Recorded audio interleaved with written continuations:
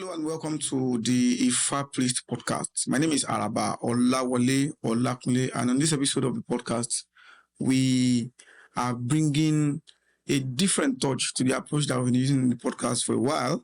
And with me, we have one of the most intellectual Africanists we are opportune to be alive to share the moment with on the face of the heart at the moment, in person of Dr.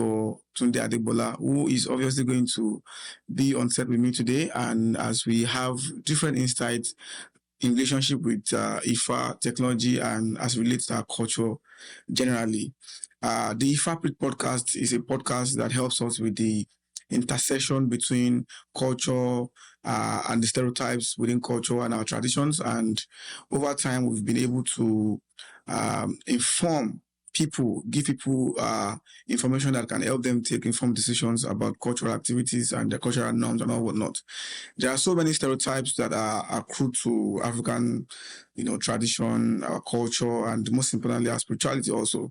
And like you would say, our science. And along the line, we feel the importance, the need for us to see how we can correct these stereotypes. And we cannot correct stereotypes without bringing facts to the table. We have to be able to bring facts to the table. We have to be able to tell people that this is, if you are saying this is black, if you are saying this is not black, we have to prove that it is white. So, and that is basically the essence of the podcast. Over time, we have a very wide listening of young people who are particularly interested in African spirituality, African culture, and most notably Ifa and the Orisha spiritual system. And we hope that as we educate young people, we hope to be able to let them understand that, see, beyond the nuances of Erigila Webasa, Alade Arunwebo, there is more to Ifa. And there is no better person to be on this set with. There's no better person to be having this conversation with than Dr. Tunde ADEGBOLA, who is a renowned technologist and who is a specialist in artificial intelligence in relationship with language, linguistic and all whatnot. It is wonderful to have you. I know you've hosted us since yesterday, and it's been wonderful having you being our host. And as we go further, I hope that the people can be able to see the beauty of technology, science, and embedded in our culture relationship to IFA.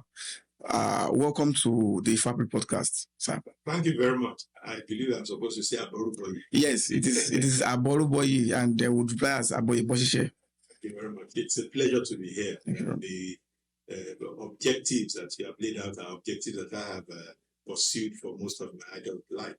To have a clear understanding of our past in order to be able to understand where we're going to in the future. Well, I would obviously like to digress a little bit. I surprisingly, when you told me that you're a Christian, I was like, bye-bye. So obviously the theme of the podcast is to be able to let young people see the intersection between the esoteric knowledge of Ifa and technology, the knowledge embedded in our culture. I refer to the word culture because within the Yoruba culture has Ifa as its core, and the esoteric knowledge, we call it esoteric, like you rightly said sometimes back, that ni Uru is the scientific tenet of what the Ogberis call Uru to us. To we, the Awus, is the science and the technology of our practice.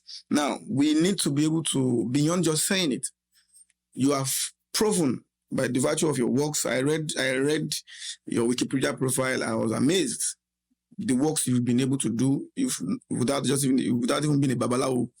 And whether you like it or not, you are a babalawo already. So we, on behalf of the Sheshe community, we are claiming you as our babalawo. We are a babalawo already, in the sense that a babalawo is a father of mysteries. And in unraveling that mystery, it is in the knowledge, the logic of unraveling that mysteries distinct to you as a babalawo. And over time, with the works you've been able to do, you have unraveled so much mysteries that used to be a misery within the IFA spectrum, and you have unraveled it to us as a people. Thank you very much. I accept the offer. I have lived my life Well, I qualified as an engineer. I am not a current registered engineer, Okay. but I am a fellow of the Linguistics Association of Nigeria. Oh, that's wonderful. So if I cross over to it, you have made me a Baba Alawo. Yes, I sir. wholeheartedly accept it, because for me, Awo even goes beyond mystery into consultants. Because when you consult somebody, you tell the person your give the person your private information so that he has access to be able to advise you appropriately. You don't go around blabbing about, I'm doing with that man. So that is part of the AWO in my own understanding. So an AWO is not just somebody who has secrets or who has private information. He is a consultant. That when Sonny says, it means they have information Of themselves, yeah. Between themselves. So I hold, in that sense, I wholeheartedly accept to be a Baba. Where will you come? I'm a Christian, and I always put that color on my past so that people don't misunderstand me. I don't think I am trying to play some tricks. I am a Christian, I'm born again.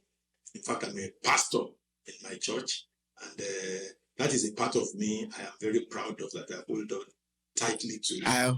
I hope your church members will not stone you. No, church people don't do that. Yeah. Particularly Yoruba don't do that. Or some of those strange behaviors are later day behaviors that are coming out of maybe some kind of Western influence, political religiosity, where us against them against us. If you can claim somebody to your side, that is what you now use as a leverage. Yes, and as the authenticity of your faith. No, there's a whole lot of authenticity to my faith, that regardless of who is part of us, regardless of who is not part of us, the fact remains: Jesus Christ crucified, dead, buried, resurrected, ascended, glorified, coming back. Well, as much as we have different religious views, we share something that is similar, which is we share similar esoteric knowledge. And from your own point of view, we are both researchers. I'm a researcher in Ifa, because which means that a continuous study makes it Babalawo to back of Amofa, Amad Babalawo,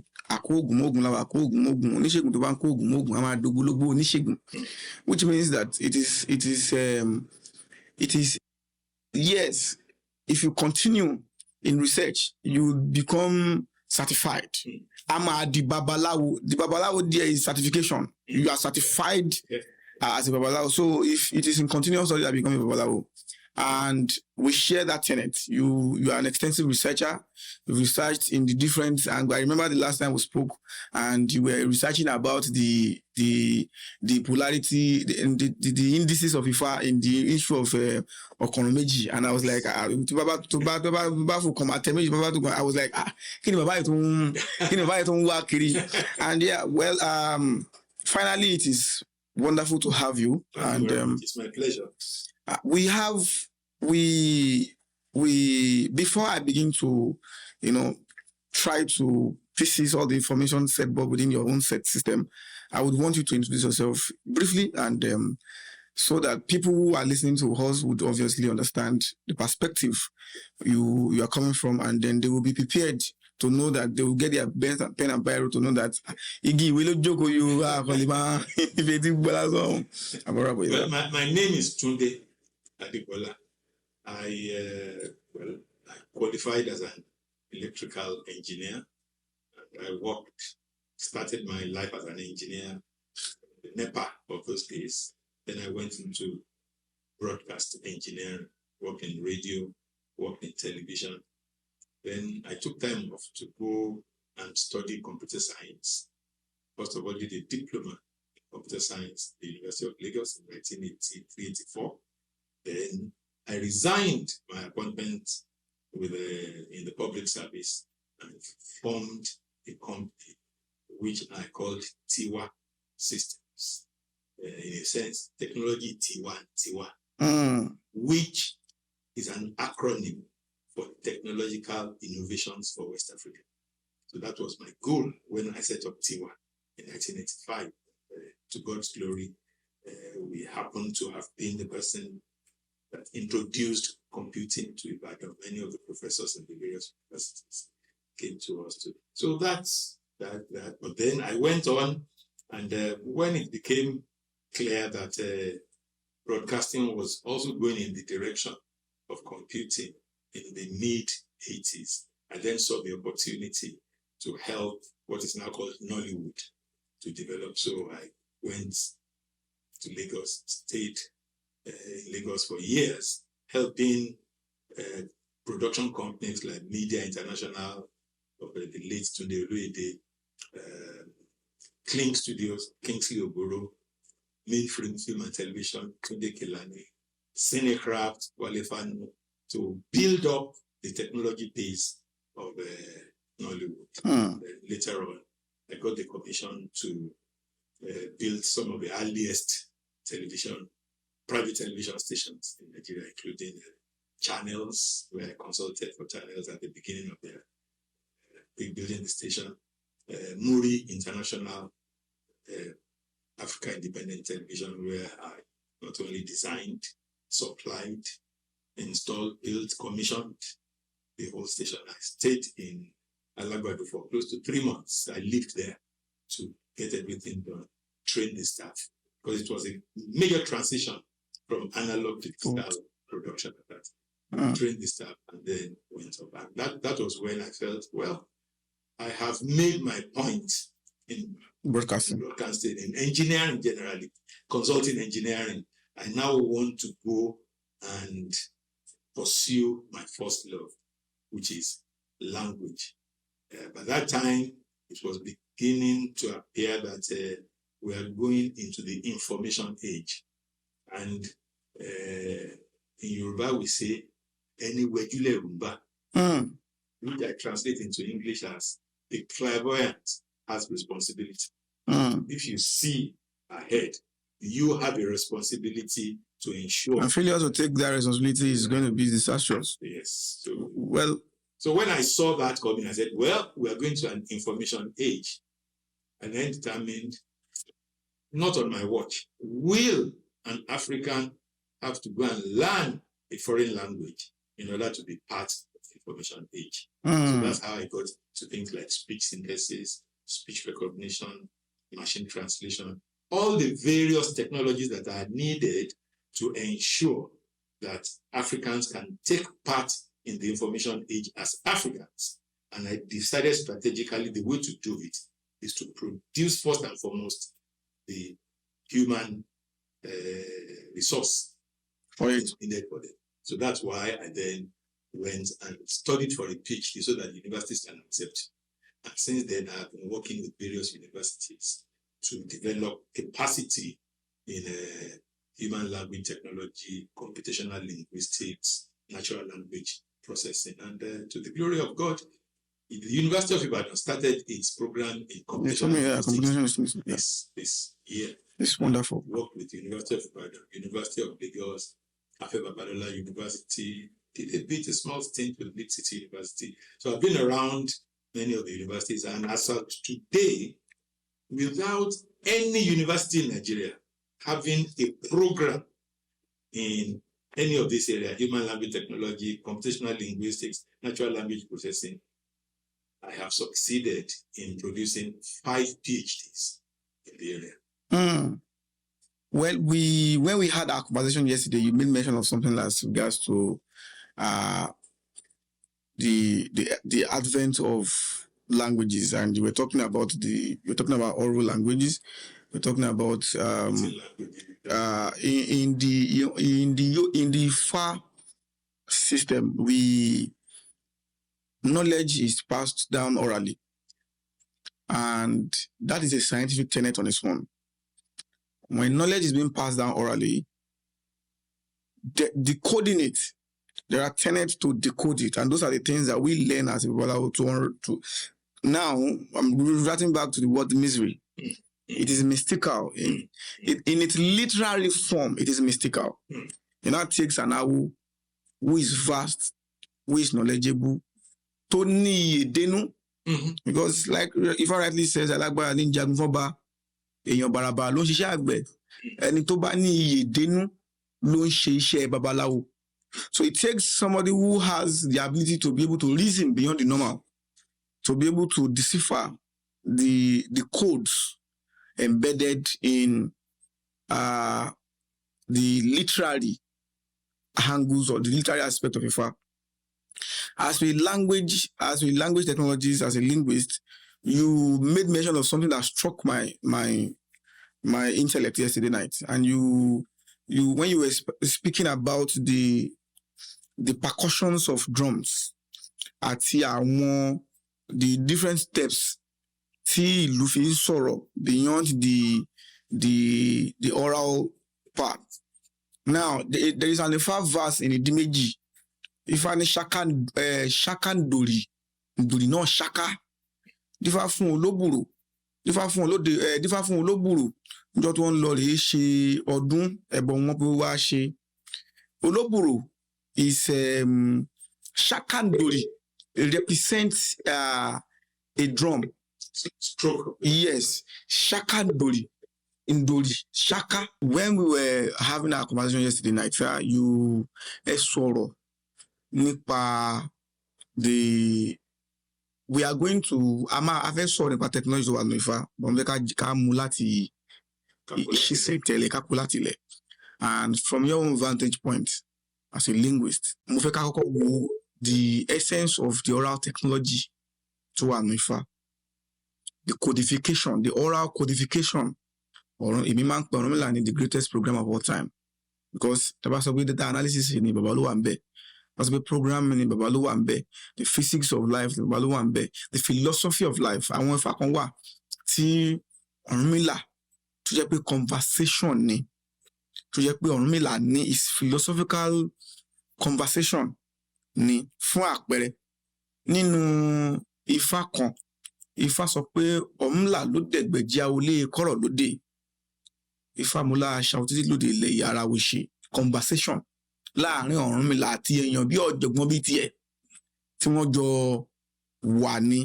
Ifá sọ ìyẹn, Ifá fi ìyẹn tì ní apá kan. Mo ń fẹ́ wo àwọn Ifá tó jẹ́ pé philosophical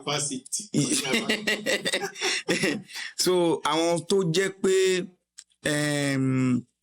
philosophical part tó jẹ́ pé question and answer ni Ọ̀rúnmìlà wí. Ṣé mọ̀ pé conversation ni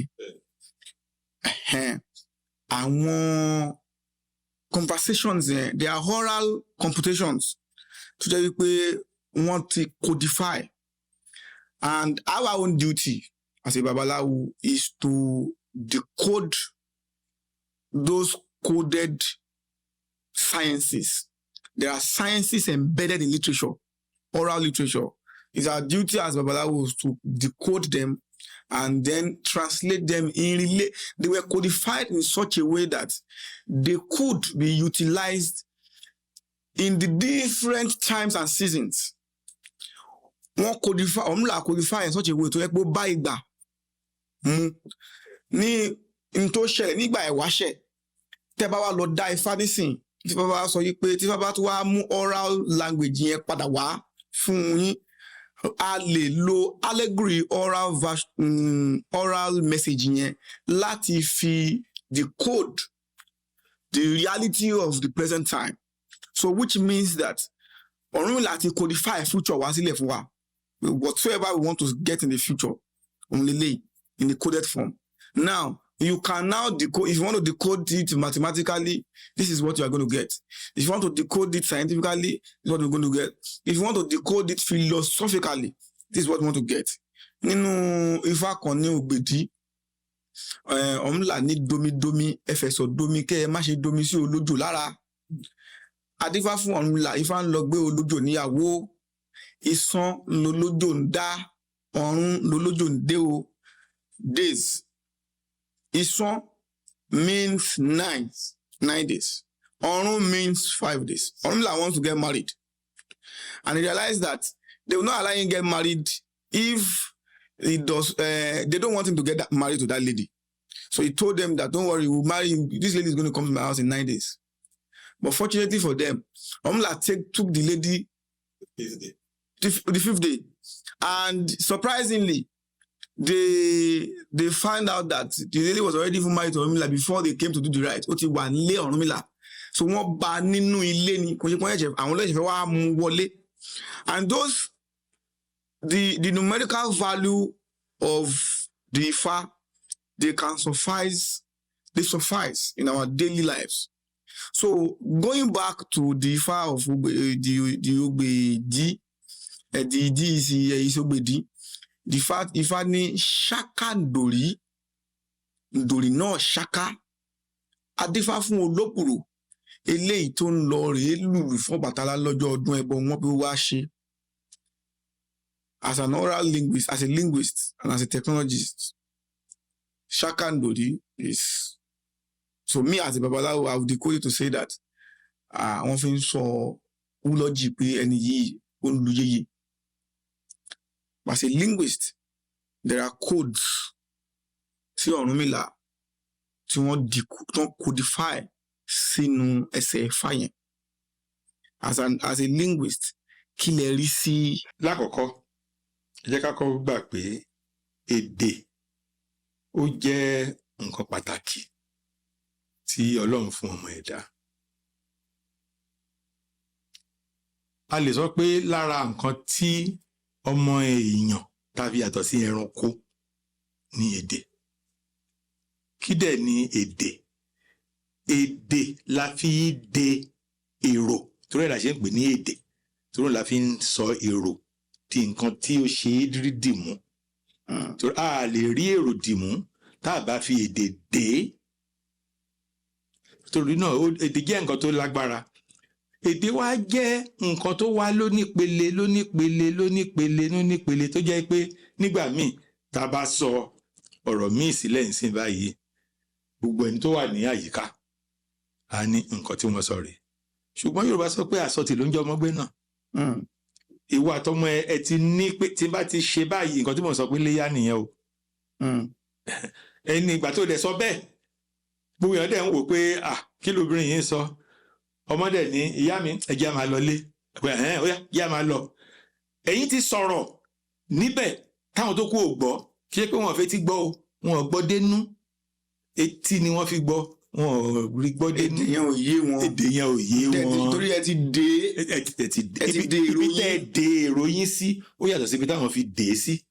Torí náà èdè wà bẹ́ẹ̀ yẹn tó fi débi wípé nínú èdè Yorùbá ẹnà tó wà ń bẹ, ẹnà kájọ̀dá láyìn ẹnà ọmọgótìgì bọ́ngọ̀ sọ̀kọ̀sọ̀kọ̀ náà dọ̀ngọ̀, ẹnà tó tún lé jù yẹn tó wà nínú bàtà, tó jẹ́ pé tí alùbàtà bá ń lu bàtà ó kọ́kọ́ ń túmọ̀ èdè tí ìbá sọ sí ẹnà, á wá fi ẹnà yẹn ló máa lù, tó dẹ̀ bá gbogbo nǹkan tá à ń ṣe ní kọ̀ǹpútà pé bóyá high level language, assembly language, machine language, gbogbo ẹ lọ bẹ́ẹ̀ tó dẹ̀ jẹ́ pé ó wà bẹ́ẹ̀ tí wọ́n dẹ̀ kọ́ wọn bẹ́ẹ̀ nínú ẹ̀kọ́ bàtà tó yẹ ọ̀nà bàtà tó yẹ pé tí oníbàtà bá lóun fẹ́ gbin ilá, tí gbogbo yín dẹ̀ ń wò pé nínú ọ̀gbẹlẹ̀ nínú ẹ̀rùn ló fẹ́ gbin ilá, ó fẹ́ jiyàn ni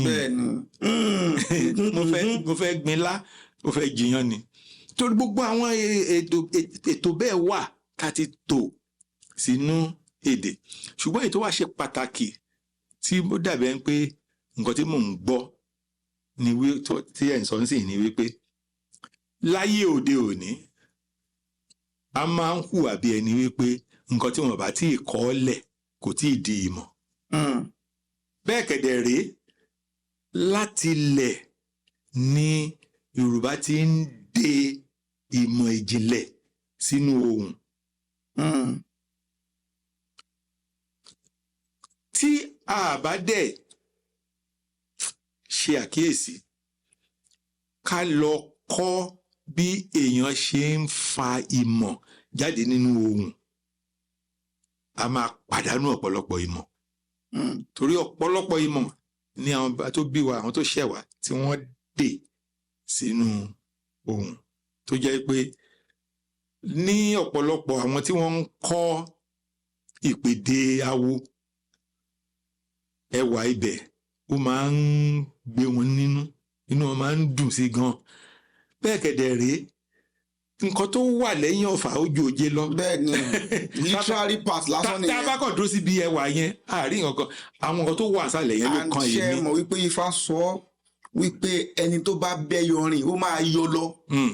So means ọjọ́ tí mo gbọ́ fáìlì lẹ́nu ọ̀gá hàn pé ẹni tó bá bẹ́ yọrin ó máa yọ lọ, mo wá bẹ̀rẹ̀ sí ní wò pé ẹwà náà bọ́ ẹyọ fáìlì náà là ń kọ́, ṣáà wá fẹ́ yọ lọ ni.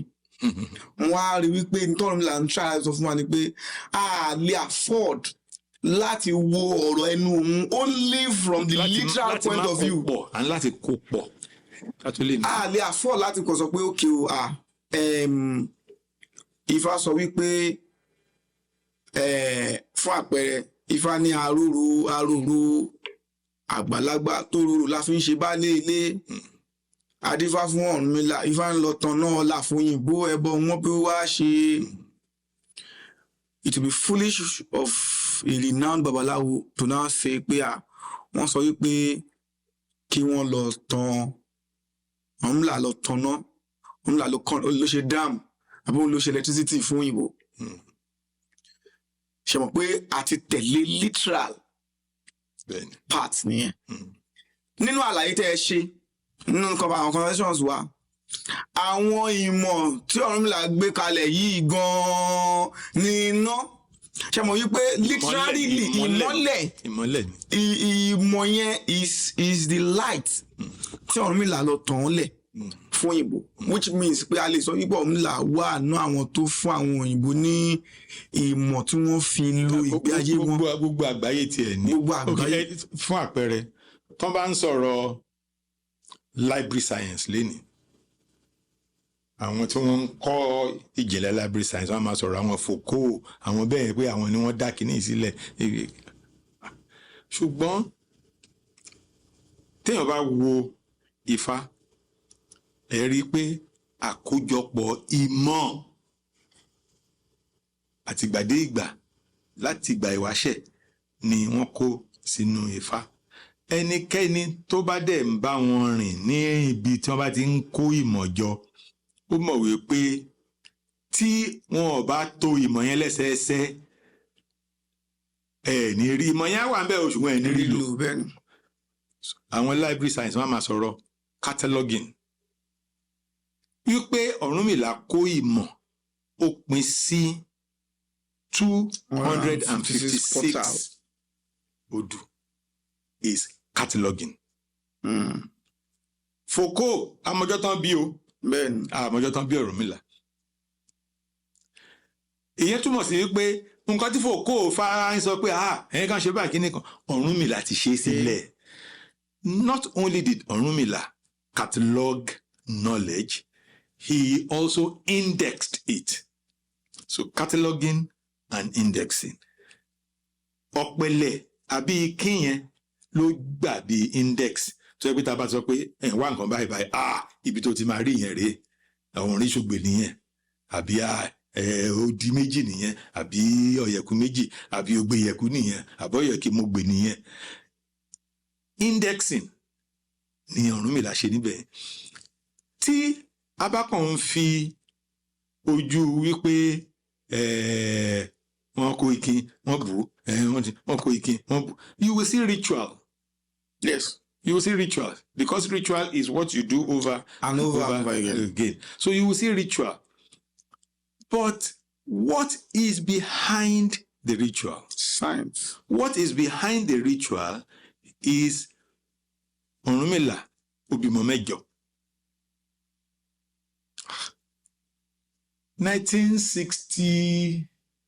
1965 ní IBM, International Business Machine, ni wọ́n wo binary coded decimal tí wọ́n ti ń lò bọ̀ tá fi ń ṣe telex 5 bits.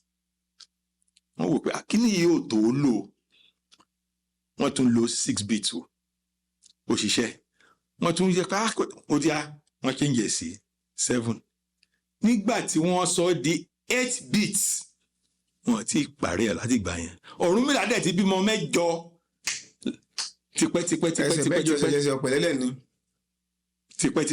tipẹ́. Ó wá kó ikín 16 fún ìkọ̀ọ̀kan náà ọmọ 8. Ó wá kọ́ wọn pé tẹ́ bá bù tó bá kù kan èjì ni ẹ ó tẹ̀. Ẹ má bínú pé mò ń pé fáléwájú àwọn babaláwo tó fọ́gbà yanran ló tún fẹ́. Tó bá bù tó bá kù kan èjì ni ó tẹ̀, tó bá kù 2 ọ̀kan ni ó tẹ̀. Ìkọ̀ọ̀kan nínú àwọn 8 yẹn, they can only produce 2 symbols. Tó fi jẹ́ wípé 0 and 1. Tó fi jẹ́ wípé tó bá ṣe bó ṣe ní kí wọ́n ṣe, tí wọ́n bá sàbí ológun, nǹkan tó máa já sí náà ni wípé you will get 8 1s and 0s, which will give you 256, which will pick one of the 256 odù tó ti catalog into wine. Sílẹ̀. Ṣé mọ̀ pé it now goes further, and that is where the Igbo comes into play. Bẹ́ẹ̀ni. To now say, okay, whatever you are cataloging, whatever is cataloged, also have polarity.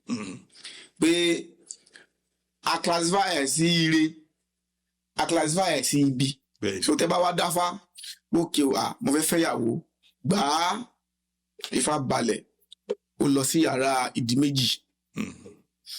Ifá wa sọ wípé nínú cataloging yẹn, ìgbà tá a lọ wo àwọn tó catalog síbẹ̀, a wá rí pé Ifá sọ nínú ìdí méjì, Ifá ní pókó igi gúrù kọ, ìgèdègèdè ní gèdè, ẹ̀yìn ìlà jíjó òrìṣà sí, adífá fún wọn ní ìdíkùnrin, àbí fún wọn ní ìdíbìnrin ẹbọn wọn bí kọ́ máa ṣe, ìgbà ìdí ṣọ̀kan la ọ̀rọ̀ mọ bí, ọ̀tọ̀ọ̀tọ̀ ìdí méjì nílé ọmọ wọlé tán ni, ìdí méjì ló sọ yẹn. And after marriage, if I am trying to allude to the essence of polarity in our systems. Now, it's option méjì ni. Táwa ti abáwọ́kọ́ ṣe cataloging and indexing, àwa rí pé ìdí méjì ni information and why ìlú wà. Would I go further to say that which polarity gangan ni ọ̀rọ̀ yìí wà ní catalog? Ṣé ire ni? Is it the positive side? Ìyẹn ní àwọn ìbò ń pè ní classification. Ṣé ibi ni? Wọ́n sọ pé babaláwo kì í sọ ibi, àwọn àgbàlagbà wọ́n ní pé ṣó gbin, Ifá gbin, pé ọ̀rọ̀ tó bá mú ká àgbàlagbà ṣe ọ̀rọ̀ yẹn pọ̀ ó jìn, àwọn àgbàlagbà wọ́n ní pé ṣó gbin, àwọn babaláwo wọ́n ní pé ó gbẹ ìkùlé wọlé. It still alludes to, we are looking for a positive annotations for negativity. So we are wọlé. And now imagine, pé tí ó bá gbin, and this comes to the interpretation, the codification. So mo ṣe ń bá ọ̀rọ̀ mi bọ̀, mo rí the scientific tenet tí Ọ̀rúnmìlà ti outline. And succinctly, you will realize that this same Ifá kìínú ìdí méjì a lè dá fún èèyàn méjì ọ̀tọ̀ọ̀tọ̀ ká sọ fún lágbájá pé ẹ fẹ́ra yan union ni máa wà, because a babaláwo conclusively has to deduce from this. So Ifá is a code system that is not just one-off. It requires the ability to be able to decipher using certain mechanisms the codified message of Ifá in line with. So only mathematics títí ẹ̀. Tí a bá wá sọ wípé pókó igi gúrù kọ, ìgèdègèdè ní ìgèdè, ẹ̀yìn ìlà jíjó òrìṣà sí, òun ló dífá fún wọn ní ìdíkùnrin, abù fún wọn ní ìdíbìnrin, ẹbọ ọmọ wọn pípọ́ wá ṣe, ìgbà ìdí ṣọ̀kan àwòrán mọ bí, ìgbà ìdí di méjì rí ọmọ wọlé tọ́ ni. Ifá dẹ̀ sọ fún wa pé ká má tẹ̀lé yọ, ká má bàa yọ lọ, which means Ọ̀rúnmìlà has told us that you cannot decipher the codes, what have been codified literally. You have to reason from a non-literal point of view. You have to now start reasoning from a scientific point of view. From a scientific point of view, ọmọ can translate to èrè. Yes. Because ẹni tó ṣe business tọ́lẹ̀ lọ́wọ́ bá tọ́tọ́ pé ìgbà ìdíṣọ̀ kan láàárọ̀ ọmọ bí kò ṣe bá ní pé ó fẹ́ lọ bí mọ́ ní business yẹn. Where the company can actually give back to another company. Ó bímọ náà ni. Or give back to profit. Or give back to profit. Ọmọ lè rí ayé. Ọmọ lè rí ayé. So ó bí èrè. So now ẹni tó àkọ́kọ́ tó wá dáfà lè sọ fún pé ẹ má fẹ́ra yín o torí pé Ifá kùnbò from the negative. Ifá dẹ̀ sọ pé òun Ifá is seeing things from the negative. Now we can say the can be part of the deductions of Babalawo to say that ẹ ò lè fẹ́ra yín o because you don't have unified tenets. Ẹ lè cohabitation yín ò lè rọgbọ because ìdí òṣọ̀kan ọkọ àti ìyàwó yín wà aligned, mindset yín wà aligned. So tẹ́ bá fẹ́ra yín ó ṣeéṣe kí ó ní problem kókó igi gúrù kọ igi tó ta kókó. So ó ṣe kọ́rọ̀ yín ta kókó sí ojú kan o. We can see Father says that ẹ lọ fẹ́ra yín o torí pé fáfọlé fẹ́ sọ pé align. You can now see the influence of polarity in deciphering the sacred decoded message of Orunmila in that catalogued Idimeji. It shows the import of science. Addition, subtraction. I was talking to you about the matrices of Ifa yesterday. It shows the scientific import of Ifa or of Ifa. Now, it is my own, it's something that I want to know. We have established that science is in Ifa and this science can be utilized. However, how do we see, from your own point of view, from your experiences, how will actually, amplify the scientific tenet of Ifa? And how do we see that we bring it? I won't want to say bring it because these things have been there before what we call digitalization comes to play. But then how then do we resonate it with the current trend of digitalization? We must first of all realize that everything boils down to information. And what is information? Why information?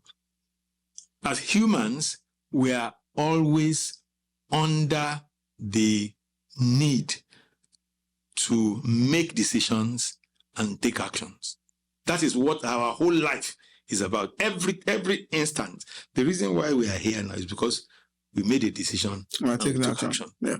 Now, whenever you make a decision, that decision must be backed by information.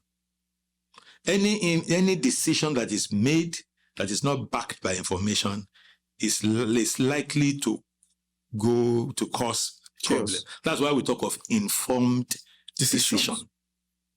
So the totality of Ifa, in my understanding, is an effort that Orunmila put in place to provide the necessary information at every junction of life. For this decision you want to make, there's information that is backing it up. Because there's nothing new under the heavens. Ìrírí ni gbogbo wọn. Gbogbo àwọn ìrírí yẹn ni Ọ̀rúnmìlà wá kó jọ. Tó pín sí àwọn catalog. You like that language? Hey, I love that language. Cataloged into different portals. 256 portals. I say libraries. And you now need to retrieve information from one of those places. Then you need an indexing system. So when you take a big book, you go to the back of the page and you look, page kini lelewa, and you go there. So that is what the process of Okpele or Ikin does. It directs you to a particular library to say, Lo wubi. You mean information, it will have backup decisions. Tó máa fi pinnu, tó máa fi ṣe pinnu, tó máa fi ṣe nǹkan tó fẹ́ ṣe, wàá rí ń bẹ̀. And so now, you now talk of polarity also. That now talks about classification. Because once you are able to classify things, then when you meet a decision, when you meet a situation you have not met before, based on what you see already, you are able to classify the situation. So once you now say, it belongs to this class, àwọn nǹkan tó ò tí ì rí ó wà ní class. For example, mo ṣàpẹẹrẹ lánàá pé ó níyẹ̀, ó ṣẹnu ṣóńṣó, ó ń fẹsẹ̀ méjì rìn, ayẹyẹ ni, which means you have classified that object you are seeing as a bird. As a bird. Now, that object you are seeing has never laid an egg in its life. Tọrọ ọmọdé lọ́jọ́ tán ṣe ẹ̀bí ni. Àgbẹ̀ oníjẹ àmọ́dúnlẹ̀ lọ rà as day old chick torí mọ̀ kó máa yẹ́yìn. Because it has been classified as a yẹ. Àwọn ọ̀gá attribute of ẹyẹ ni gbọ́dọ̀ yé. Ẹyin ló máa yé, kò lè bí ọmọ, kò lè rọbí kó bímọ, ẹyin ló máa yé. That is classification. Now, the genius of Ọ̀rúnmìlà ni wípé gbogbo àwọn odù yẹn, they are making analogies to situations in life. So they can be regarded as analog information, because that's the meaning of analog. Analog doesn't mean old, doesn't mean manual, doesn't mean useless. It means it is based on analogies. Tó bá fẹ́ sọ fọmọdé, á pè lálọ́ torí wọ́n lọ́kàn mọ́kàn ni. Èyí tí ò yé, wọ́n lọ́ èyí tó yé mọ́ kó lè yé. Tó bá fẹ́ sọ fún ẹni tó ti ń dàgbà díẹ̀, wọ́n á pè ní òwe. Wọ́n fi èyí tí tó yé, wọ́n fi wé èyí tí ò yé ni kó bá lè yé. Tó lè jẹ́ pé àtàlọ́ o, àtòwé o, Yorùbá kì í sọ pé wọ́n sọ òwe, wọ́n ní wọ́n pa á. Tó bá pa nǹkan, ká lè rí nǹkan tó wà nú ẹ̀ ni. Wọ́n pa ẹyin. Wọ́n pa ẹyin, wọ́n pa èkùrọ́, ẹdìyẹ pamọ́. Ẹyin yẹn ó ṣí, ọmọ inú ẹ̀ jáde.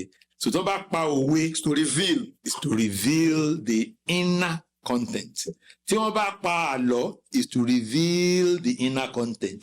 Tó bá pa ìtàn, wọ́n tanná sí, wọ́n tàn bí bàtàrí ẹ̀ bá tàn lẹ̀, to reveal the inner content ni. So ìyẹn ni ó máa ń kún mi lójú, tó dẹ̀ máa ń kọ́ mi lórí ní tí bá ń wò pé gbogbo ìtàwọn òyìnbó wa ń sọ kọ̀ǹpútà nǹkan yìí, Ọ̀rúnmìlà ti ṣe kíní sílẹ̀, ó dẹ̀ ti ṣiṣẹ́, ó dẹ̀ táyé ṣe láti lẹ̀. Ibi tó yẹ tọ́nà ọ̀la fún òyìnbó nìyẹn. Ó wá di wípé òyìnbó wa ń lò ó nísìnyí. Ibi tí ó sì máa ń dùn mí ni wípé àwa èèyàn dúdú pápá àwa Yorùbá tó dà ẹ̀kọ́ lọ́n gbé ìmọ̀ yìí fún. A gbé dé ibi tí wọ́n ti máa tẹ́tí gbogbo ayé ti máa rí kedere pé Yorùbá ló tọ́nà ọ̀la yìí fóyìnbó. So mo sọ nínú kíní ètò mathematics of fashion mo ṣe yẹn pé 1815 ni wọ́n bí George Bull, 1840-50 something ló bẹ̀rẹ̀ sí ní ṣe àwọn tó ṣe tí wọ́n fi ń pe gbogbo nǹkan tí kọ̀ǹpútà gbélé lórí lẹ́ni ní Boolean algebra. Wọ́n fi porúkọ ẹ̀, wọ́n fi dá lọ́lá pé Boolean algebra. Ṣàṣà ní nǹkan tí mo rí nínú Boolean algebra tí mi ò rí nínú Ifá. Èmi tí mo dẹ̀ sọ̀rọ̀ yẹ̀ ọ̀gbẹ̀rì ni mí o. A kàn ń gbọ́ wẹ́wẹ̀wẹ́ ni díẹ̀. Torí náà ó dá mi lójú pé nǹkan sì kì síbẹ̀ ju ìtawà ń rí ló fẹ́ yìí. But then as much as nǹkan kì síbẹ̀, àwa ń gbìyànjú, we're trying everything possible to see that we expand on this. You are doing a great job. We are all doing great jobs to see that we bring out the technological essences of Ifá, Amujai Lati, advanced society. Currently, we're talking about computational linguistics. And you can't do that without laughing so Ifá, Shakan, Dori, no Shaka, Tasoleko. And our codified technologies, something like Cosino and one your funny. However, we now have a challenge. And that challenge is the challenge of globalization, because we want to afẹ́jẹ́ ó dàbí Ifá kan tó sọ nínú Ogbe Ìyọnú tó sọ yìí pé erin kú wọ́n fi wẹ̀ ẹ̀gbẹ́ke, ẹfọ̀n kú wọ́n fa wẹ̀ dábàtà. different formula tó ń sọ pé òun máa tó ló ń fẹ́ lọ rúbọ màkàíjá. Now màkàíjá díẹ̀ is another word for globalization. Mo fẹ́ jẹ́ kí gbogbo wa global. Òun fẹ́ kó ayé já in all aspect of his life. We can personalize it and we can globalize it. Personally, òun fẹ́ káyé já maritally ni o, work life ni o, knowledge life, all the aspect of his life ó káyé já. But about your personal life, òun là kúrò ńbẹ̀. Òun fẹ́ lọ káyé já the world generally, and that is global. To me, that is globalization. Now, Ọ̀rúnmìlà wá rí àwọn challenges kan nínú ìtàn Ifá yẹn wípé ẹ̀tàn pọ̀ nínú ayé nítorí pé àwọn wọn ló máa bọ eégún, wọn gbàgbọ́ lọ́wọ́ òun lọ àfẹ́ ìlú padà síbẹ̀, òun realize pé àbúrò òun gbogbo léégún kò ṣe pé ní pé ẹ̀kọ́ ń bọ̀ látòrí ọ̀run èèyàn yìí wọn lọ máa borò, òun méwò òun kọ́ lẹ́kọ̀ọ́ fi borò, wọ́n ṣe ìgbà tó ń padà sí gbòòrò tóun dọ́fẹ́ padà sí gbòòrò, òun rí pé tẹ́nàntì òun lóró no problem, wọ́n ní pé òun bọ pákọ̀kọ̀, òun rí pé ọmọ tóun bí ló ń ṣe kọ̀kọ̀kọ̀kọ̀ nínú pákọ̀kọ̀ so òun yára realize pé ilé ayé yìí gan ilé ayé ẹ̀tàn ni.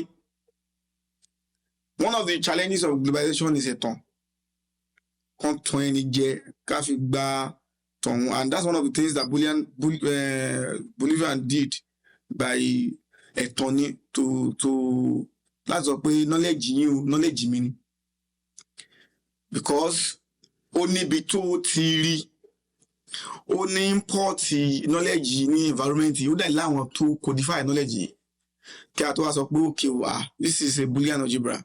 What are we doing to see that as much as we want to globalize the knowledge that we have, how do we see also that we don't still shoot ourselves on the foot? Globalization is an inevitability.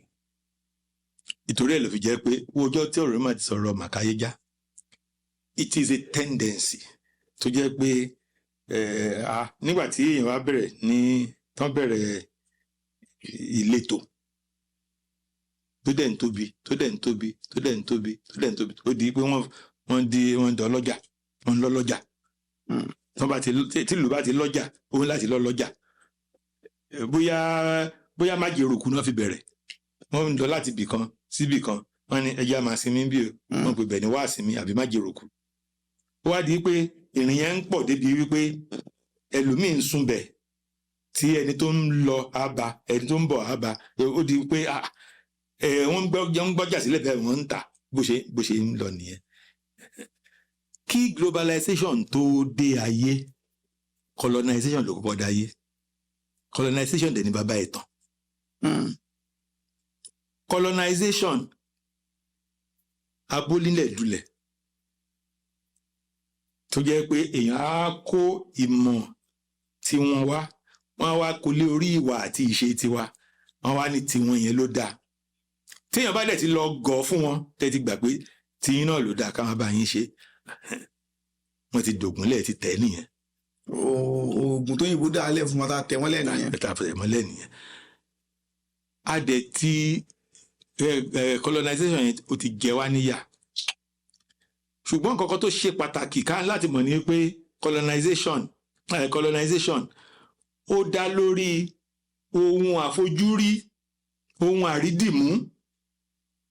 Wọ́n gbalẹ̀ wa, wọ́n gba àlùmọ́nì wa, wọ́n kọ́ ọmọ wa, ìyẹn ni àfojúrí. Colonization, àfojúrí nǹkan tí wọ́n kó yẹn. Globalization, àwọn nǹkan àrídìmú tó wà, òun ni globalization bá lọ. Ètò dẹ̀ ṣe pàtàkì jù nú ẹ̀ ní èdè.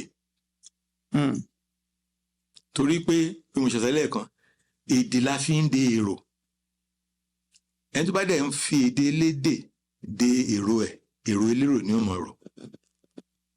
Ẹni tó bá ń fi èrò elérò, tó bá ń ro èrò elérò, ìṣe oníṣe ló máa ṣe. Ẹni tó bá ń ṣe oníṣe, ìṣekúṣe ló máa ṣe. Bíbi tí ọ̀rọ̀ wá sí dá sí nìyẹn. Kí ló dé ń pè globalization yìí? Globalization is a process of making local behaviors global. And we all have a responsibility to make our local behaviors global too. Local content. Yes, mo ṣe sọ lánàá wípé Ọlọ́run fi àwọn àǹfààní kọ̀ọ̀kan fún àwọn ìran kọ̀ọ̀kan torí pé nǹkan tí àwa ń rí níbí àwọn míì ò rí. Ọjọ́ tí mo kọ́kọ́ lọ lóyìnbó tí mo rí aago sọ aago 9, mo sùn fẹ́rẹ́fẹ́ lọ́sàn-án ni mo dẹ̀ rí aago 9, mo dẹ̀ ríta oòrùn wà lókè, mo ní mo ti dáràn, mo ti gbé iṣẹ́ tó yẹ kí n ṣe, aago 10 ló yẹ kí n débi iṣẹ́, n bá bẹ̀rẹ̀ sí sáré gbàràgbàrà, àṣà aago 9 alẹ́ ni. Èmi ò pé òrùn lè yàn láago 9 alẹ́, èmi rò pé aago 9 àárọ̀ nìkan ni òrùn lè ràn, torí mi ò rí kí òrùn wà ń ta láago 9 alẹ́. Torí náà àwọn tí wọ́n ń gbé ibẹ̀ yẹn àwọn ń rí ìrírù rẹ̀ pé òrùn lè yọ lálẹ́, àwa ò rí. Àwọn kan wà níbi táwa náà ń rí táwọn ò rí. Gbogbo ẹ̀ ni èmi gbà yìí pé Ọlọ́run fún ìran kọ̀ọ̀kan, ẹ̀yà kọ̀ọ̀kan nírú ìrírí bẹ́ẹ̀ tá a máa wá kó pọ̀ tá a máa fi táyé ṣe. Ìtumọ̀ positive polarity globalization nìyẹn. Negative polarity globalization ní ẹ̀tàn. Àwa ní jẹ́ kí wọ́n tàn wá ti tàn wá ní colonization. I usually say that if we do not take hold of our languages, globalization will become a second wave of colonization. Because it's happening. In colonization, it's happening already. Colonization is about physical, material resources. Globalization is about ideational resources. Immaterial things. The most fundamental ideational resource that we have is our language. Our language, which is Onlonde Erowa. And tabati lọ jẹ́ kí ó wá di wípé èdè tiwọn la máa fi dé èrò tiwa. Ó máa mẹ́hẹ̀ ò tó tábà fún àpẹẹrẹ ìgbà mi ọ̀rọ̀ á wà kò ní sásìkò. Mo ti máa ń bèèrè ìbéèrè yìí rí pé ẹjọ́ kí ni Yorùbá brother? Ọ̀rọ̀ kan ṣoṣo yẹn. Brother kí ni Yorùbá ẹ̀? Ẹnìkan ní ẹ̀gbọ́n, mo ní tèmi ju tèmi lọ. Brother tí mo ní èmi ni mo dàgbà jù ní gbogbo àwọn brother tèmi, so brother kì í ṣẹ̀gbọ́n. Ó lè jẹ́ ẹ̀gbọ́n, ó lè jẹ́ àbúrò, lọ́kùnrin mo ní àṣọrí pé ó ti ń di gbólóhùn, ó ti ń dodidi ìwé ìsìn báyìí. Bẹ́ẹ̀ gẹ̀dẹ̀rẹ́ òyìnbó tó wá ti pè ṣáká brother ó ti ní túmọ̀, ọmọ ìyá lọ́kùnrin ló ń jẹ́ bẹ́ẹ̀. Lédè tiwa ójọ́kùnrin o ójóbìnrin o kò kàn wá ta lójú ló ṣe pàtàkì. Ìyẹn ló fi jẹ́ pé mi ò lè lo o fẹ́nìkan, mi ò lè lo ẹ fẹ́nìkan. Èyí tí ó kàn wá ń bẹ̀ tí àwa mú lọ́kùnkúndùn ni pé ta lójú. Ìyẹn ló fi ń jẹ́ pé èdè wa ta lójú ló ń sọ. Èyí tó ṣe pàtàkì sáwọn ni talakọtalabo ló fi jẹ́ pé èdè wọn kó tó sọ ló sọ bọ̀ wọ́n á ní olóṣì fún ọkùnrin olóhì fóbìnrin ó tàbọn. Nǹkan tó kan èdè yẹn àyíká wa ni ó ṣokùnfà ẹ̀ tó fi jẹ́ pé ta lójú ló ṣe pàtàkì sí wa. Débi wípé tó bá sọ wípé akọ ń gbà míì kì í ṣe ọkùnrin àti obìnrin o, torí pé akọṣu kì í ṣe ọkùnrin o, ìyáàlù kì í ṣe obìnrin o. Tọ́yí obìnrin kan bá dìde tó rìn tó ṣe báyìí tó gbá kí ló ṣe tó ń ṣakọ, wọn sọ pé obìnrin yẹn di ọkùnrin o. Àbí téèyàn bá di akọ òkúta kì í ṣe ọkùnrin o. Tọ́mọ kan bá kékékéké tán ní ẹfílẹ̀ mẹ́já ẹ̀fí tó dé kó wá ṣọkọ fún, wọn sọ pé ìyá ẹ̀ máa dobìnrin o. Wọ́n pé ìyá ẹ̀ máa dọkùnrin. Ìyá ẹ̀ máa dọkùnrin o. Ìyá tó jókòó sílé tọ́mọ obìnrin yẹn wọlé tó dé ọkọ mi dé o, kì í ṣe pé ọmọ yẹn ti do obìnrin o, kì í ṣe pé ọkọ yẹn ti dọkùnrin o. Torí náà á láti rí wípé èdè ìdálù ní ìṣèlú o, bí àyíká wa òun ló sọ nǹkan tá a sọ di èdè tá a fi ń de èrò wa.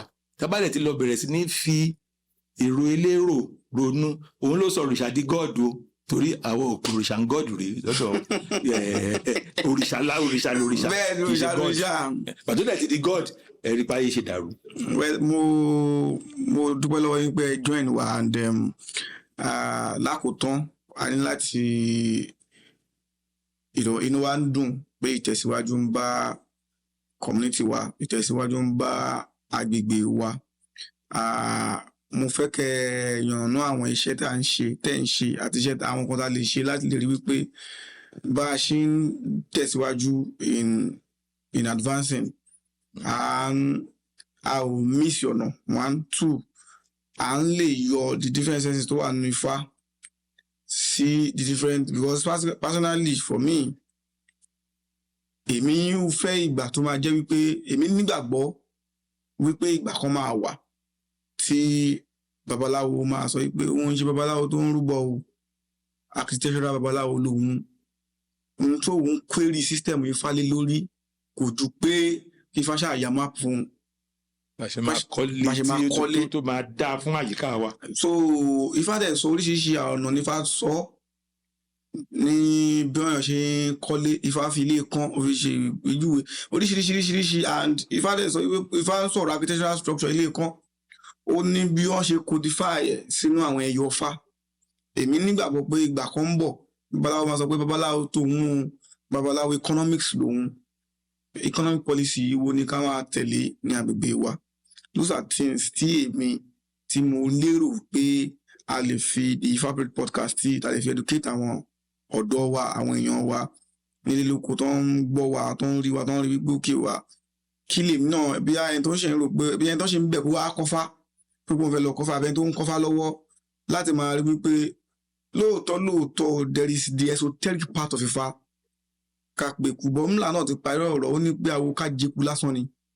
So kó má wàá jẹ́ wípé àwo ká jẹku lásán ni wá, ká má jẹ́ àwo ká jẹjẹ lásán, ká má jẹ́ àwo ká jẹyẹ lásán, ká má jẹ́ àwo ká jẹyẹ ẹran lásán. Ọ̀run ńlá jẹ́ ká yà pé ju ká jẹran lọ. Ohun tó ń ṣe é lẹ̀ ó wà amplified level yẹn lọ.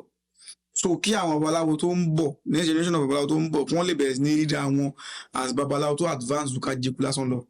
I want you to talk about some of the things you've been doing in artificial intelligence and all whatnot to round this session up, sir. Aborawe.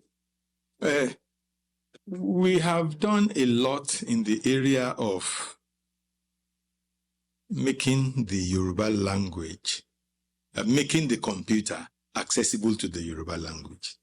Because once the computer is accessible to the Yoruba language, we can now take advantage of the various developments in artificial intelligence to interrogate our past.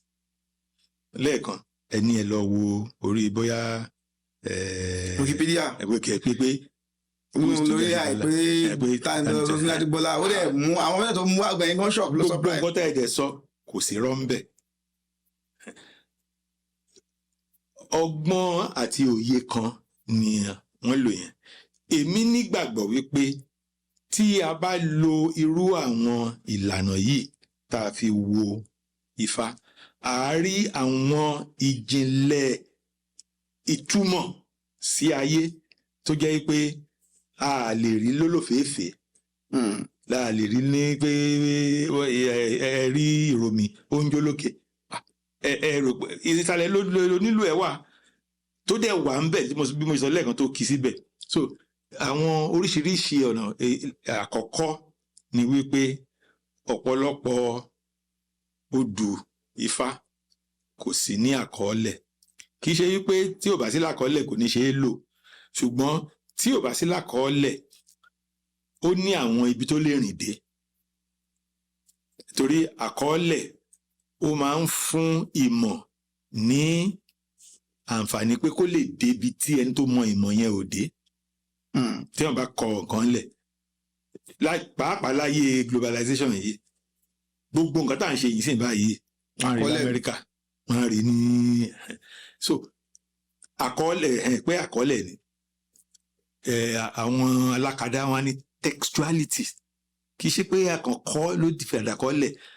Tá a bá ti gbé kalẹ̀ lọ́nà tó jẹ́ pé a ti fọkàn sí wípé ẹnìkan máa gbọ́ nǹkan tá à ń sọ yìí o, ó máa ronú sí o, ó máa tẹ̀síwájú lórí ẹ̀ o, ó ti di text nìyẹn. Torí náà kò dìgbà tá a bá kọ́lẹ̀ bẹ́ẹ̀.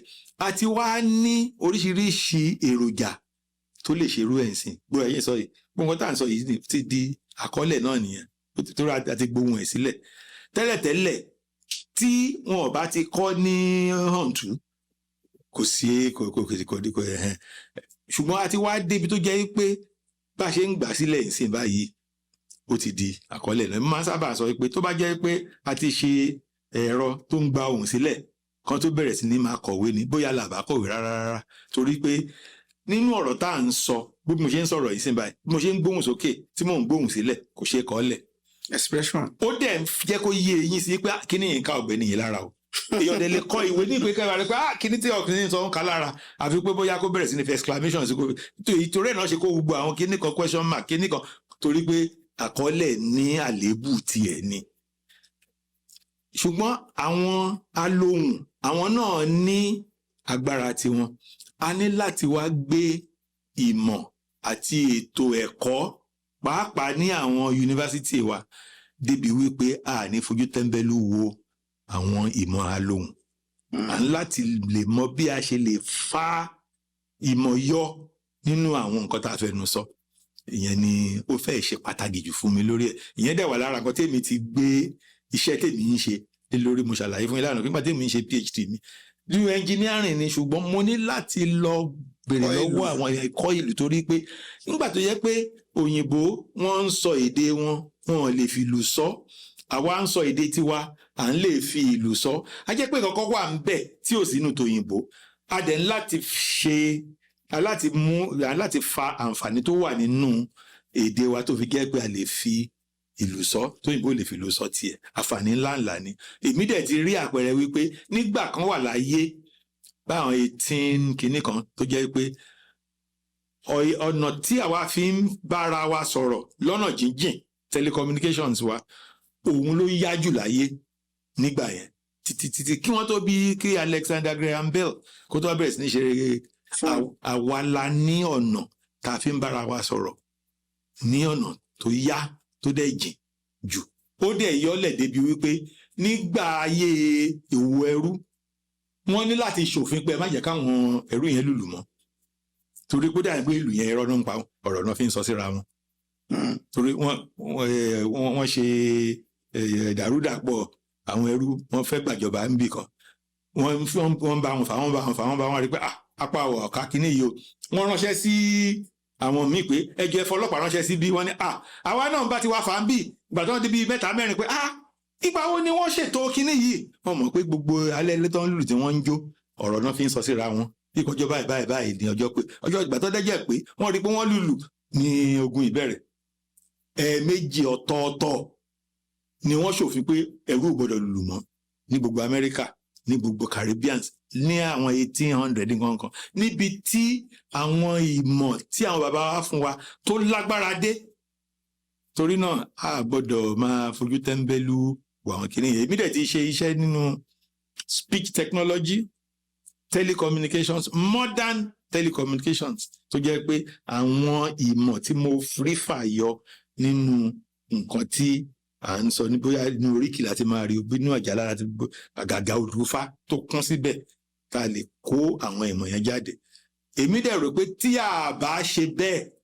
àpà ni wá torí Ọlọ́run mọ̀ọ́mọ̀ fi àwọn ìmọ̀ yẹn síbẹ̀ ká fi táyé ṣe ni àwọn tó kù náà láyé tó ń wò wá tó ń fojú ọ̀dẹ̀ wò wá àwọn náà máa jìyà ń bẹ̀ torí àwọn nǹkan tó yẹ ká ti gbé sáyé kí á lò wọ́n láti tún ayé ṣe wọ́n sì máa rápá láǹdí tí wọ́n ń lò yẹn ni torí Ọlọ́run ti ṣètò yẹn sáyé ṣùgbọ́n torí ẹ̀tàn tí wọ́n fi tẹ́lẹ̀ àti colonization ni o àti globalization ni o tó lè mi ṣe máa ń sọ̀rọ̀ glocalization to combine the local to the global so that àyíká lè dá. Thank you very much for having me on this podcast series. My name is Olawale Olakunle once again, and I hope to have wonderful conversations with you in the future.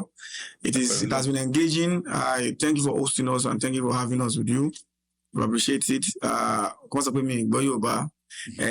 Ṣeun àmọ́ ní orí ọ̀ní pé yìnyín kẹ́ni kó lè ṣe ìmíìsì àdúpẹ́ torí pé ẹ fún wa ní ààyè àti àkókò yín lénìí láti lè gbé àbáyín sọ̀rọ̀ tó bá tún máa fi di ìgbà míì ní agbára àwọn ọ̀rúnmọ̀lẹ̀ àṣẹ ní ìwúre wípé a tún ríra wa ní pẹ̀lú ìlera ara Ọlọ́run jẹ́ ká ṣàìsàn àìsàn ò ní ṣe wá àwa náà sì ní ṣàìsàn ní agbára Olódùmarè ayọ̀ àti àlàáfíà láti bára wa pàdé ẹ ṣeun.